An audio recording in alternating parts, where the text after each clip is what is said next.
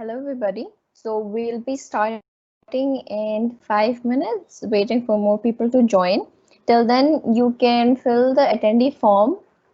We will be publishing the form so that you can fill it in and you'll be getting your certificates only when you fill this form.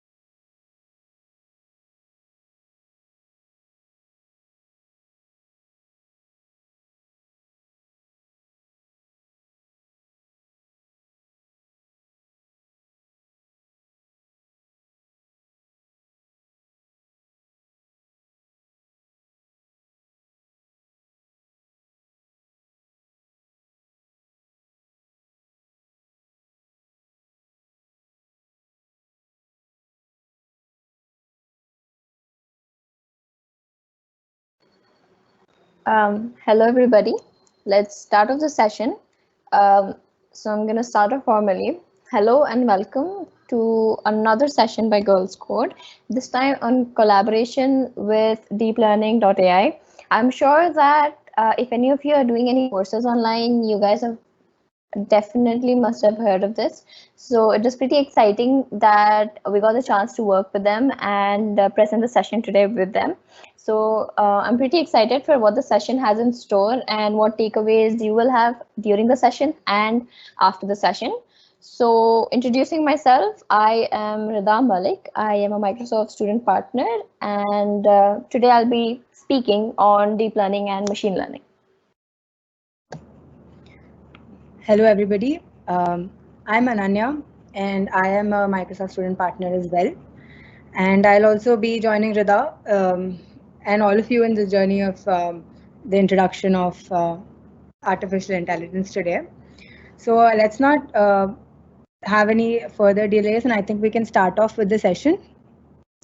So, can you go to the next slide? Start. So before we start off with deep learning, we thought we'd give you a small introduction of what machine learning is, because deep learning is like a subset of machine learning. So if you think about it, artificial intelligence is your whole, think about it as like a superset. Inside that you have your machine learning, and within that is your deep learning. So machine learning is a very important, I'd say, prerequisite to be able to learn machine learning. But this is a very light course. I mean, it's a very light session that we're going to have right now. We're just going to understand the essence of machine learning and deep learning. So even beginners, it's going to be completely all right for you guys if you don't have any idea on the same. So what exactly is machine learning? As the name suggests, you're just helping a machine learn. We humans, we learn from our past experiences, but obviously machines cannot do that. They depend on us to teach them. So in this process of machine learning, we're teaching the machines to learn how to learn from their past experiences. That's the ultimate goal of machine learning. So now I'll like to give a small example as to how this works. So I think it'll be easier to understand. So let's move on to the graph. Give us a minute.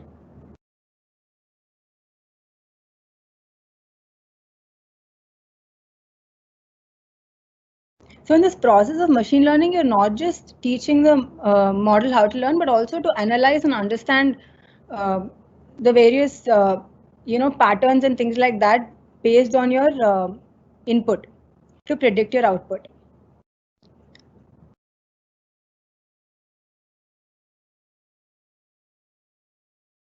Okay, so this, just assume that here on your x-axis is your cost and your y-axis is your area. Now you want to buy a plot. Just imagine you want to buy a plot that's small and it's cheap. So if your x-axis has your cost and your y-axis has your area, all the green points over there is what you actually require. That's what you want to buy. And the red points you don't want it because that's expensive and they're huge houses, right? So if you get any point in the but when you train your model based on these data points, if you get a point similar to this, you can easily say that it's going to be either in the green area or the red area. But if you get a point outside of this data set, somewhere in between, then how are you going to figure that out? That's when your algorithms come into place. So as I started off saying that we teach machines how to learn from their past experiences. So how we teach this is by giving instructions in the form of an algorithm. So suppose in this case, consider a point at the top. Can you see my mouse? If anyone can reply.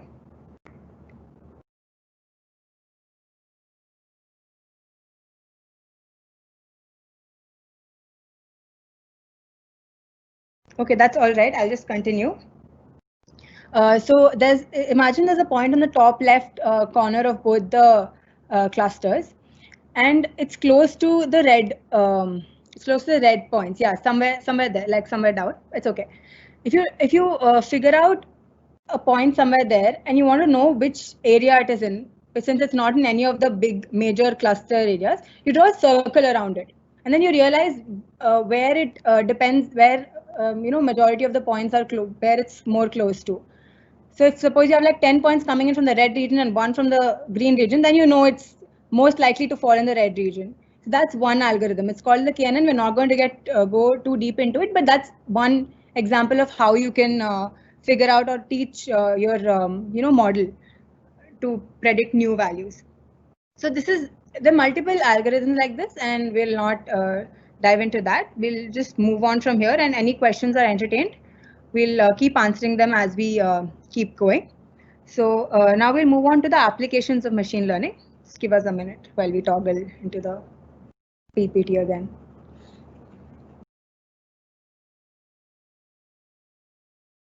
So the basic idea is you're given a set of data and you want to predict something. It could either be a specific value, or it could also be just categorizing your points into different categories. It could be any of these things based on the data set that you give, and you're teaching your model how to predict something new that comes.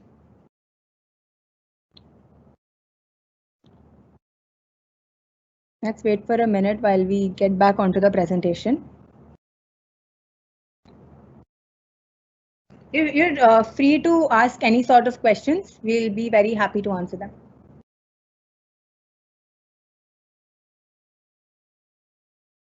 Yeah, so now that you've understood what machine learning essentially means, let's go into how we actually apply all the algorithms and the maths that we've spoken about.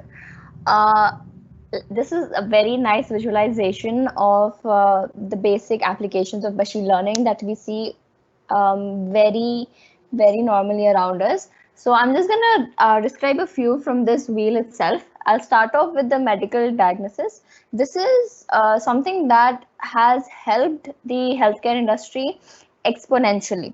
It has helped doctors to diagnose the disease, and in terms of treatment as well, where applying an algorithm depending on the data of previous patients. So we have a data set which contains information on a large number of patients on a specific disease. Let's say if I have somebody who has issues regarding breast cancer, and they want to figure out if they have the disease or not. So what they can do is that if there's an application for it, what will happen is there will be a huge data set where the diagnosis and the treatment and the features of patients having the disease and thinking that they actually have the disease but they don't is present. And then the model, a machine learning model, is trained applying any algorithm that is best suited. So depending on that, the patient can easily enter the data from their test reports, and the machine will tell them if they have the disease or not. Then the next one is stock market trading. This is something that all of you must be aware, where stocks have different prices depending on a lot of features daily, and taking all of that into consideration, the machine will take an algorithm that is applied and will give you the price of the stock for a specific time period. Then we have online fraud detection. Online fraud detection is we're talking basically detecting fraud for financial transactions. So whenever we make a payment using a credit card or any other source of online banking, we can check for an anomaly. So what happens is that all of our normal transactions are in a range. We make the transactions for a specific amount or for a specific time period within a range. But if there is a sudden spike in the amount, let's say somebody did a fraud and they took a large amount of money from the bank, so that will spike an anomaly saying that a large amount was taken from your account, which normally isn't. So that is what online fraud detection does. Then we have our virtual personal assistant. This is something like Siri or Alexa, where you can, actually interact with them. And we've got self-driving cars. Self-driving cars, I think, is one of the best applications that I personally think that machine learning and deep learning is applied. And it takes into consideration a lot of things. It takes into consideration image recognition, object detection, where it tells the machine, the model will tell you if it is a pedestrian or if there's a car in front of you, or if the road is empty, and then how the car should proceed. So that is applied for self-driving cars. And then we have product recommendations. Product recommendations you can see in platforms like Amazon or even Netflix. When you go on to Netflix and you click on on just a film that has been recommended to you, and then you see something like 92% match or 97% match, that is because it applies the product recommendations algorithm for machine learning over there. So it will take the features of the films that you've previously watched, and then it'll compare it with the other films, and then it'll tell if there is any match, and then it'll recommend that to you. And after that, we've got a lot: traffic prediction, speech recognition, image recognition, automatic language translation. I think all of those are pretty self-explanatory, but these are one of a few applications that you can see around you, but there are a lot more than this. Okay, so now that we've spoken about the applications, we need to talk about how these models are actually applied. So when I talk about models, I mean that a machine has been trained using an algorithm to create a model with a specific data set to give an output. So starting off, the very simple and basic type of algorithms that we have in machine learning are supervised. Now, supervised means that whenever we are training the model, we are training the model with labeled data. The data that we have is known. So when I have a data set and I have features, all of them are labeled with a specific class. And they're divided properly within the data set into proper features. So that's what it means. And though supervised learning can be of two types, regression and classification. Now, regression, when I say regression, I think you can understand this. It is for data which has continuous values. And when I say classification, I mean data that has a value which belongs to a specific class. So when I'm talking about regression, I have models for applications such as, like I said, stock market. So when I'm predicting the prices of stocks, the stocks always have a value. So it keeps on increasing or decreasing, and depending on that value with time, it will give me a specific prediction. That is what regression does. As for classification, it is something like I have 2-3 different classes that my information could be a part of, and I want to figure out where exactly does my information fall. So if I have an entity that belongs to either of these classes, then I have to apply classification, not regression. That will not be applied here. So for taking into example, like I said, diagnostics. So when we have healthcare into consideration, we talk about person having a disease or not having a disease. So there I have two classes where not having can be 0 and having the disease can be 1. So that's for classification. And even fraud detection is classification, where 0 and 1 are two classes for not fraud not happening and fraud occurring. So this is supervised learning. Okay, now let's move on to unsupervised learning. So in unsupervised learning, you're basically not given labels. So what happens is, in case of supervised learning, you're given your input data, and also you're given a column or whatever it is as an output based on which your predictions are made while you're training your data set. In unsupervised, you're not given that output in order to train your model.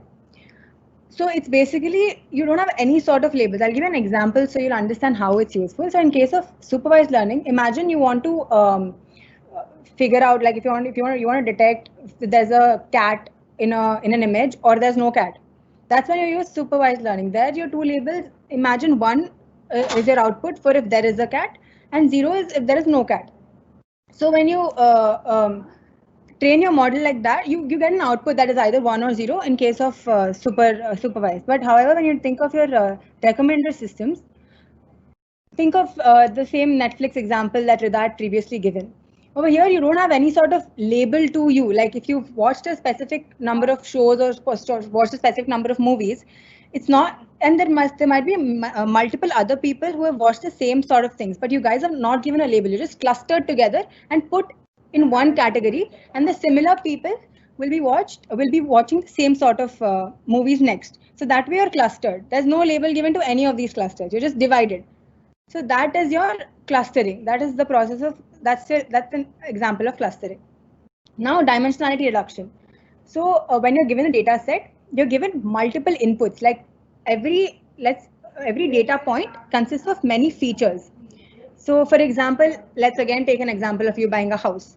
Now, if you have there can be many factors on which this depends. It could be your area, as I previously said, your cost, or it could be, people living around you maybe, or weather conditions. It could be anything that depends. So all of these are your dimensions. All of these are what help you determine your output.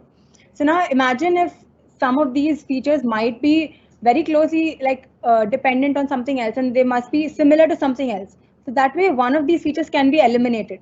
Or maybe some features do not depend on your output at all. So those again can be eliminated. So this is a process of dimensionality reduction. This is very useful for big data because it can take hours, sometimes days to train a model, and it's not easy to do that. So in such cases, if you can optimize your model enough to reduce dimensions and things like that, it will help you train your model faster and make it more effective. Now coming to reinforcement learning. We'll not get too deep into reinforcement learning, but it's sort of like when you train a model, and every time you predict something, you get a feedback mechanism. Like you get a feedback. So let's take an example of robo navigation. So imagine like a robot is going straight, and then it sees a wall. So the moment it figures out that there's a wall right in front of it, it gets a negative feedback. That's when it knows that it has to change its direction. Suppose it's going straight and there's nothing in front of it, there's no sort of obstruction, gets a reward, and accordingly it continues in that direction. That's how reinforcement learns. Like at every step, you keep getting a reward from the environment, and you keep changing or not changing your path or your training in that route. Let's move on to the next slide now. Okay, so now that we've covered what machine learning is and the magic behind it, let's move on to what deep learning means. Now, deep learning, like it was mentioned before, like Ananya had already said, it is nothing but a subset of machine learning, which as a whole falls under the umbrella of artificial intelligence.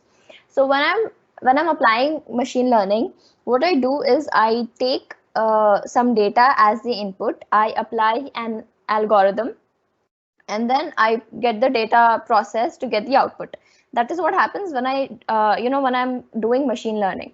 But when I say that I am implementing deep learning, what happens is that I have my input, and that input is then fed into a network where the computation takes place for each level of that network to give me the output. So for every application that we've seen before, the same can be applied here as well, but levels of computation takes place on the different levels of the network that we have, depending on what sort of features we have, depending on what type of networks we have as well, to give us the desired output. As for the different types of networks, we will be going into that later. But when we're talking about deep learning, we have our inputs starting with neurons, and then those are fed into a network, a collection, feature extraction, classification, computation, all of that is done, and eventually that is gives us a value or our output. That is what happens in deep learning. Let's move on to the different applications of deep learning. Okay, so deep learning has like multiple applications. Like in every field, you'll have some or the other application of deep learning, and they're very, very interesting. I won't go into every single one of these, but I'll try to explain some very fun ones. So there's something called deep fake. I'm not sure how many of you have heard of it. It's not here, but it's one thing that's very interesting. So it's basically like, imagine like Kanye West or someone is talking, and you want to make it seem like you are the one you're talking. So what you do, you can like superimpose your face onto them and make it seem as though you are talking. That's something that's been really famous. Now you can go and look it up. It's really cool. That's one thing. Another thing is deep dreaming. So here, this uses something called a convolutional neural network, which we will be talking about soon. It kind of creates dreamy-like images out of normal images, which is again very cool. And then we have pixel restoration. So when you have like some pictures that are very distorted, or you cannot, like they're not clear, they're very blurred, or they're really old and there's some pixels missing and you're not able to recognize images, you can use deep learning to restore those pixels and get your image out clearly. That's also super interesting. And then automatic handwriting generation, that's self-explanatory, and self-driven cars. Ridhar already spoken about it. As we said, that deep learning is a subset of machine learning. If it's there, then it can be used here. It can be created using deep learning as well. So these are some examples of like some applications. I'm not going to go too deep into it because most of these are pretty self-explanatory. Yeah, we can move on to neurons and neural networks. Okay. So when we talk about deep learning, the two basic things here are a neuron and a neural network. So what exactly is a neuron? We've heard the term in biology, and the same thing is applied here.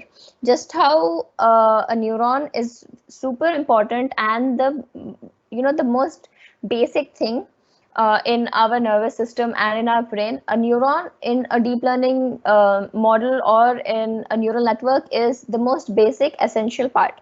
So a neuron is basically a data point or just like a data input that we have, and then all of that is combined like into a series of algorithms and into series of computations to form what we call a network.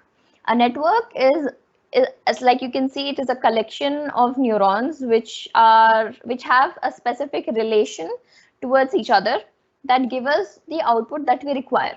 So I have my input, which is fed into the network using a bias, using weights and activation functions.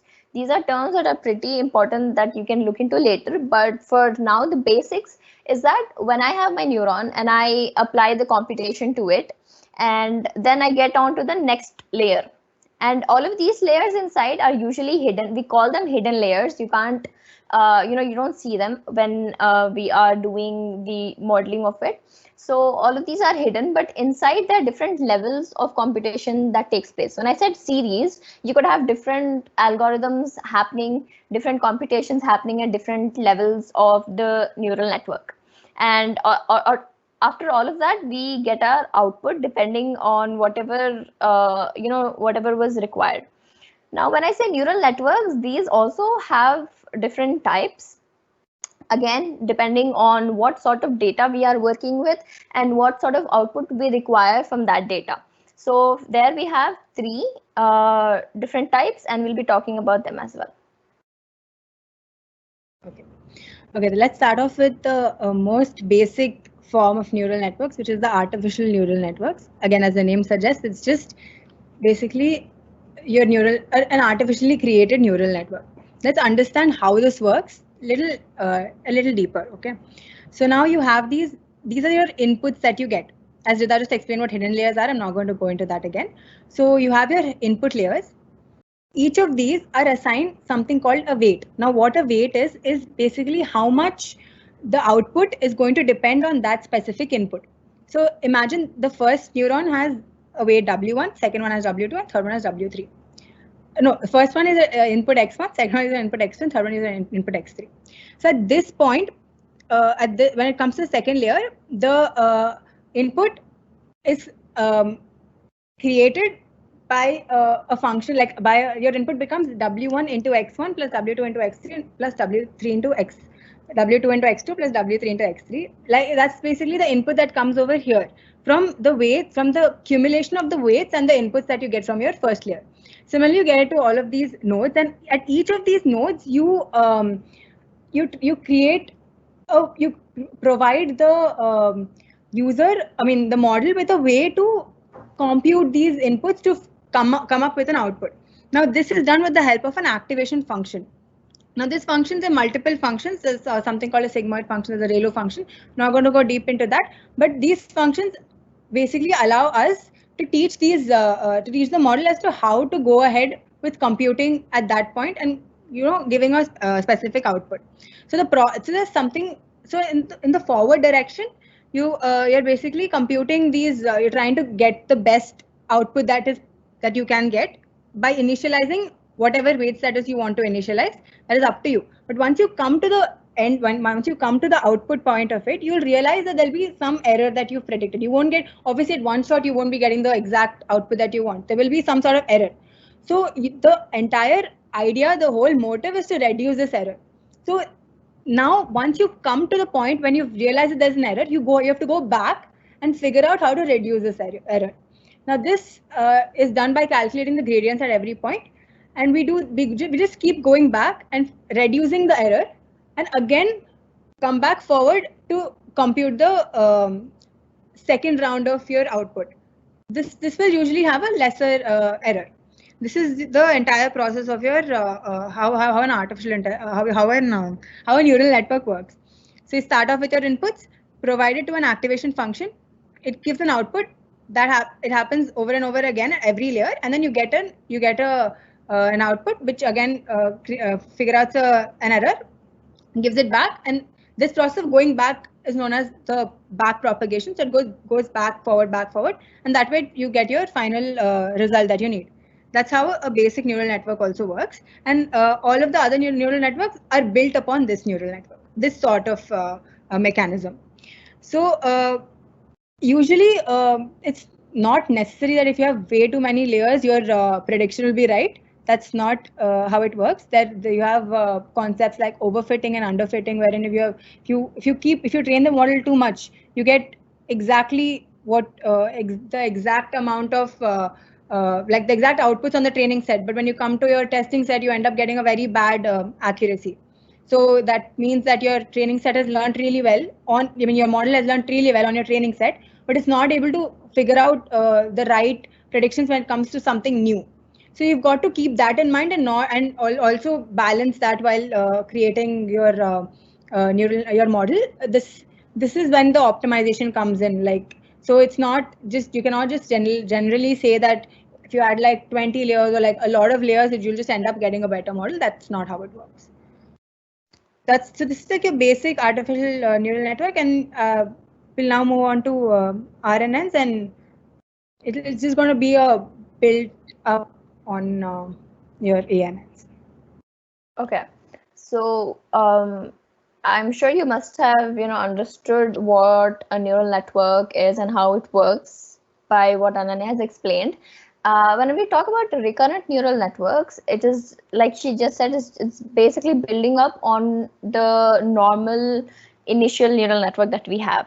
So for a normal neural network, we have a fixed input layer with computation taking place to give us a fixed output layer.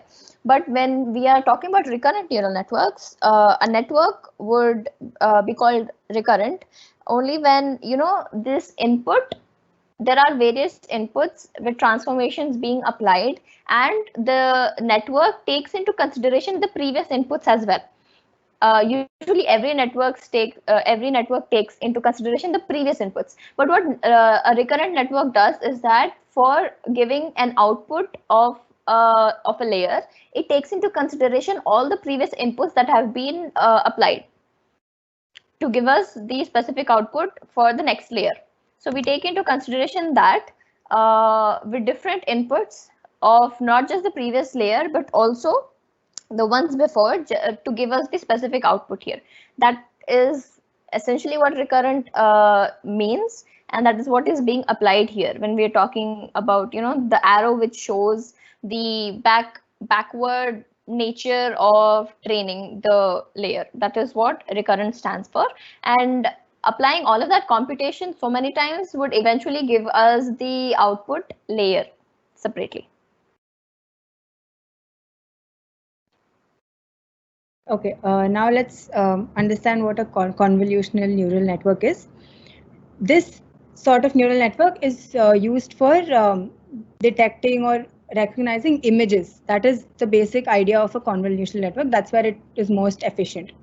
So as you can see, at the input you have 3 layers. Why we have 3 layers is each of these layers has one specific color assigned to it. Like you have your primary colors like red, green, and blue.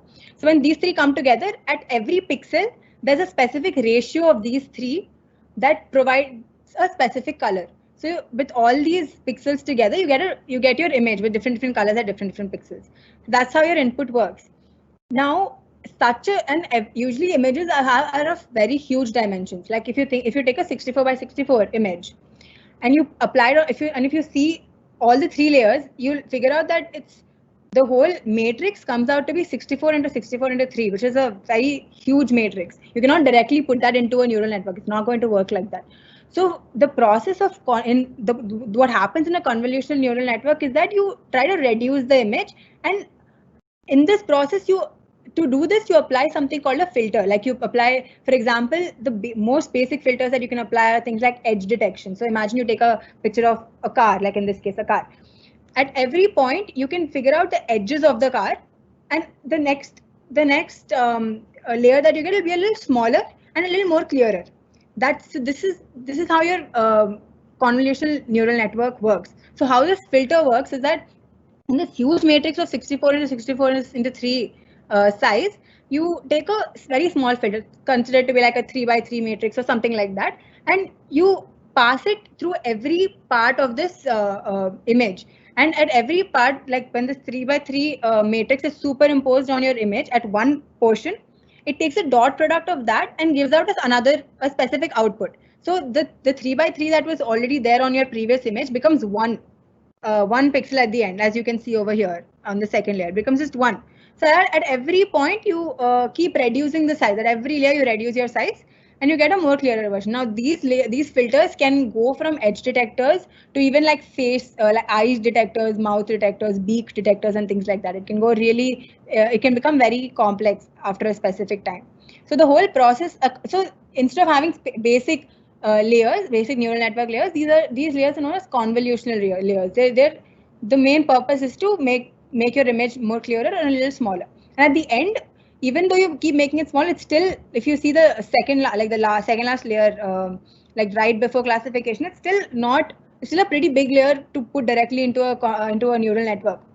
If you see the architecture of a neural network, you've seen how the layers are seen, like they're vertical, like you have one single array and things like that, one single vector. So like that, you're supposed to flatten these the final huge matrices that you get into dimensions that look like this, and then you can directly put that into your neural network to get your output. So that's how convolutional neural networks work. They're mostly used for image detection. That's the mostly required, or like, yeah, that's where it's mostly used. Yeah. Okay. So now that we've explained how deep learning works and everything that the basics that you're supposed to know, whenever you hear this term AI or deep learning or machine learning, everybody has this misplaced fear of world domination, which kind of comes here into play because of this. I don't know how many of you have seen the movie, but the point where AI will take over the world and we might not survive that is still a pretty long way to go. I'm not saying that they will take over the world, but for them to be that good and that properly built, that is going to take a lot of time. That is what I mean when I say there's still a long way to go. And what we are currently at is we face this after hours and hours of training a model. This is what we finally arrive at, where sometimes our network can mispredict or misclassify a cat as a dog. So this is a joke where all of us talk about how the whole technology, when we talk about AI, is not to such a level yet. I mean, obviously it is pretty good right now when we're talking about self-driving cars and AI chatbots as well. They are doing amazing. But when we're talking about killing people and taking over the world, I don't think we're there yet. But when we say world domination, AI is surely dominating a lot of sectors in terms of improving a lot of technology that we initially had. One example that I've given you was healthcare. And I don't know if you've heard of this, but there was a few years ago, there was a small conference with doctors and an AI specialist. I'm going to say an AI specialist because that specific AI was made to detect a disease depending on X-rays. So the doctors and the AI, both of them were given specific X-ray sheets of patients, and they had to determine if the patient had the disease or not. And clearly AI was much faster and much more accurate in doing that. So when I say world domination, I mean in a very nice way. And as for the future of AI, let's hear what Ananya has to say about that.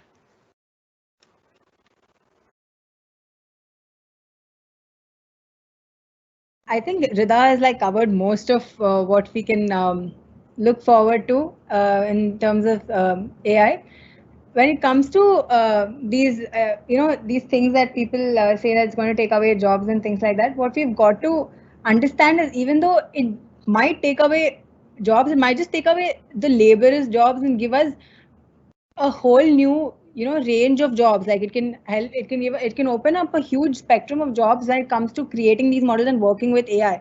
So I think it'll replenish that way, and I don't see why there's such a big misconception as to the fact that AI would probably take away employment opportunities and things, right? You've got to also see the upside of this whole process, wherein it's going to create so many jobs and such.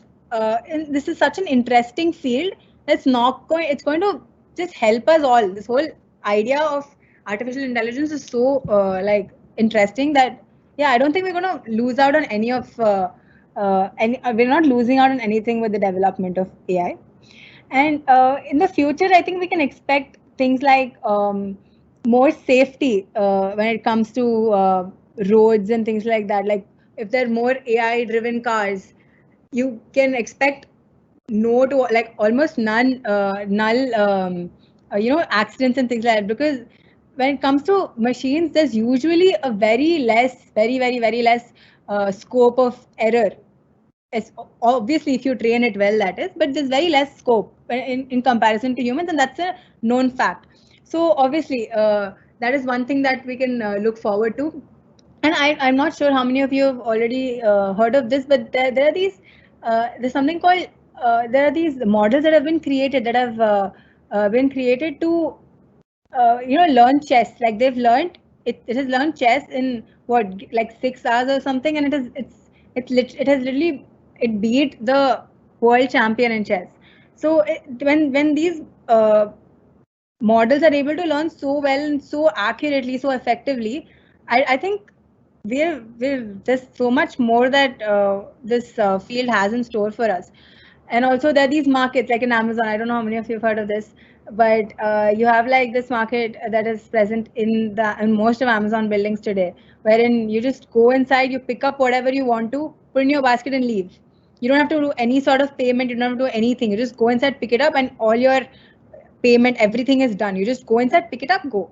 So things like that. The various applications already, and there's much more that we can look forward to. So yeah, with that, I think we've we've end of covered the introduction of deep learning and what exactly is the whole world of AI.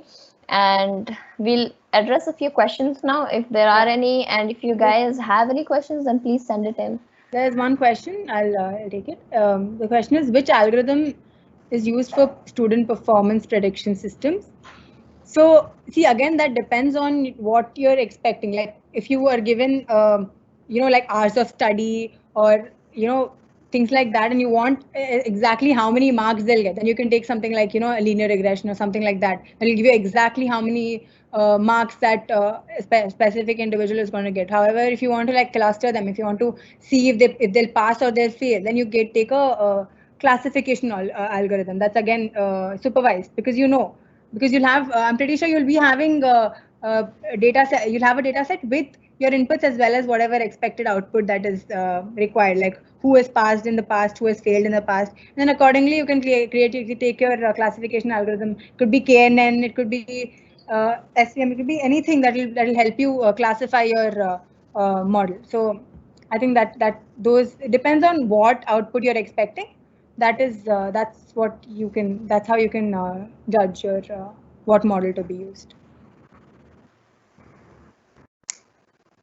Yeah, we have another question. What is a model? Do you want to take that? Or should I just continue? Okay, I'll take it. It's fine. So a model is basically you're given a as we told you that there's a function on which your inputs are like you give inputs to a function and help you're just allowing, with the help of these inputs, you're just creating, let's say you're creating parameters for a specific function. So you have a function and you're trying to figure out the best way to get your output based on your, one second, give me a minute. Okay. So basically you're getting your based on whatever output that is you're expecting, you have to change these parameters and then get your specific output. So yeah, that's the answer to that question? There's another But question.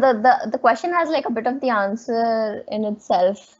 It is a mathematical representation. That is kind of correct, depending on what all you put into it. Like Ananya said, the features and everything. But when we say a model, no, it's basically what you've created. It's an algorithm is not a model. An algorithm is something that you apply to the data that you've taken in, and you wrap all of that up. You take in your data from a data set, and you do a bit of data cleaning if it is required, and then you apply the algorithm. You get the output. You create a file. So that entire file, that entire wrapped up product, is what you call a model. Yeah. Okay. What's the next question? ANN. Yeah.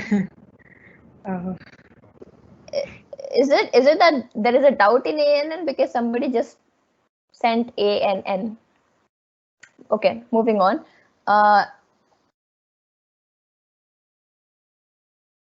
do you guys have any more questions?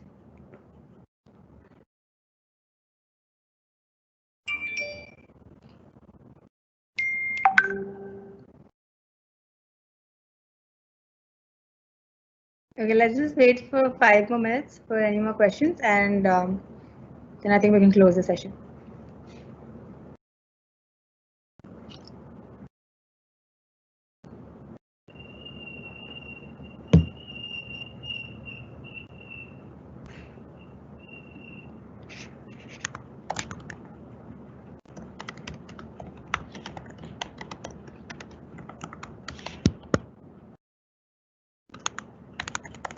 There is a question.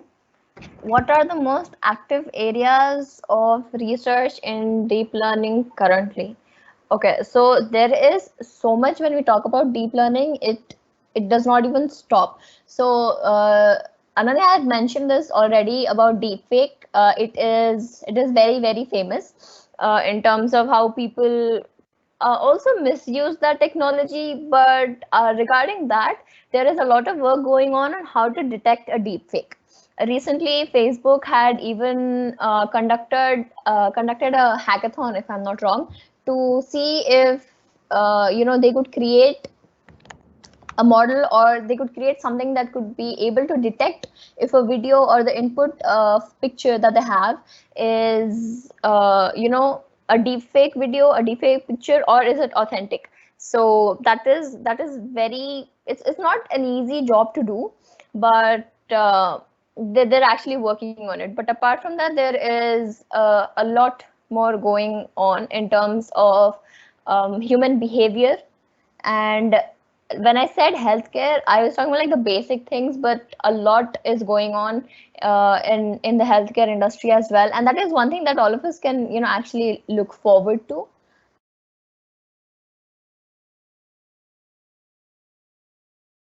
Another question, I think this is computer vision to be precise. See, the thing is not with a machine, the error rate will be very low, but it will be there. So you can't say for sure all the time 100% that it will be all right. It's a machine, it's not a human being.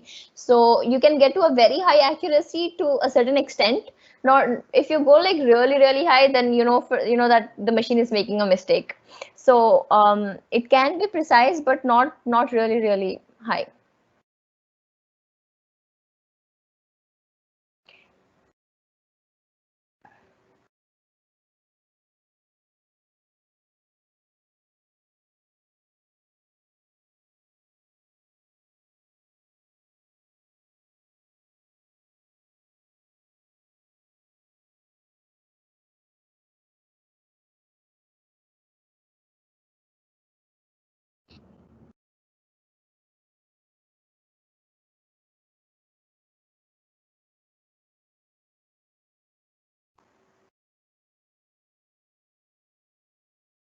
Okay, a reminder that the form link has been published. So if you guys can fill in, if you haven't, if you already have, then obviously please don't repeat it. But if you haven't, then please go fill in the form so that we can send the certificates to you once the session is done.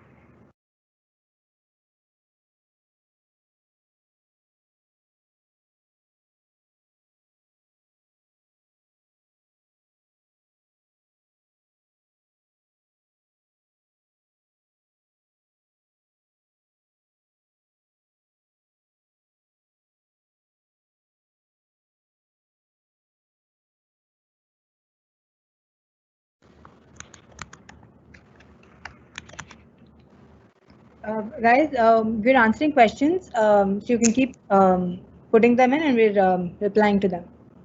Just letting you guys know. If you don't have any more questions, we're done with the sessions. Thank you so much for being patient and attending this session with us. We're open to any sorts of questions, and we will be sending you the resources used in this presentation via email. And yeah, thank you so much for attending this session.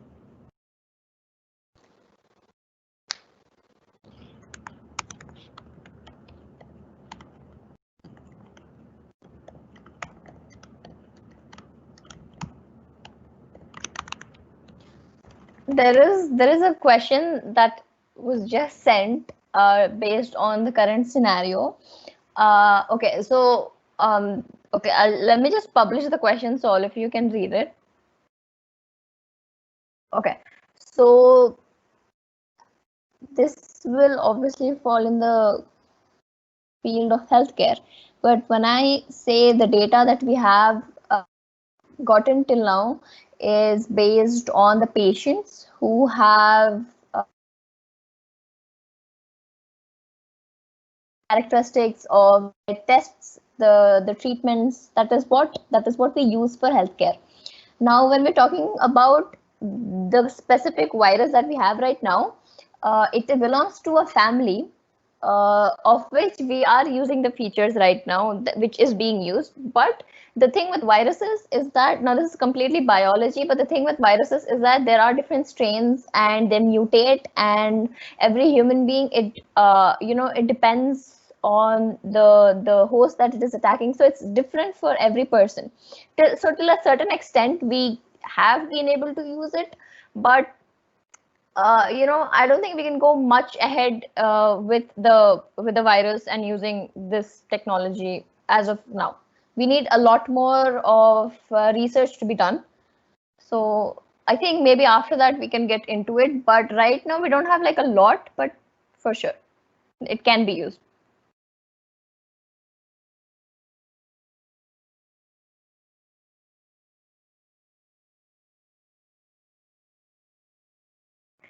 There is a question where for using the warehouse. As for that, this was very, very introductory. So for that, I don't think you need to use it. But if you have a business implementation of the model that you're creating, if it is a pretty large scale one with a lot of data from, a lot of students that you're using, if you're doing it for a large scale thing for like the entire college, maybe then you might require to do that. But since we were talking about very simple models, we don't usually work with that.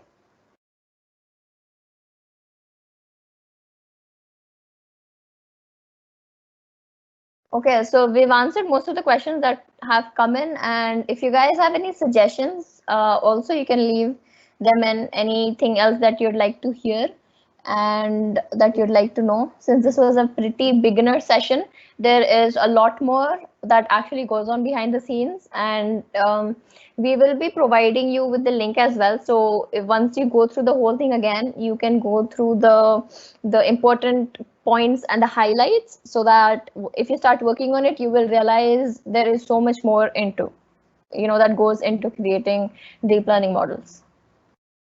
So I think that is it. I don't see any more questions. Yeah, I think we can close the session now.